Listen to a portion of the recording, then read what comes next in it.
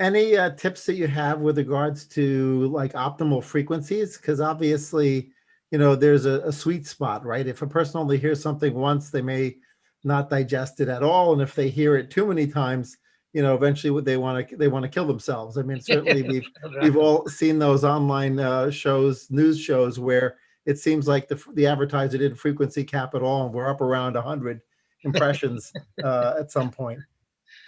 Um, Interestingly enough, 4 years ago, we at Megaphone did the first attribution study in the podcast space, and we learned two things. It worked. Podcast advertising works because we saw a huge spike the first week.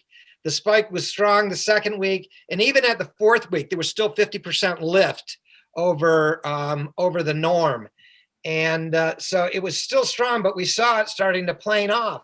And that was at that 4x frequency. That 4x frequency that, if you're involved with other media, it kind of tends to be that constant.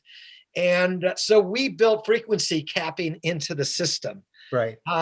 It's interesting. If you buy show by show, it's difficult to understand what that frequency is going to look like, right? You can buy 4 ads in a particular show and you'll probably get 4x frequency in that show. But if you bought 20 other shows, you might have, if you said that 100, well, that would only be 80, but you would still have a massive frequency.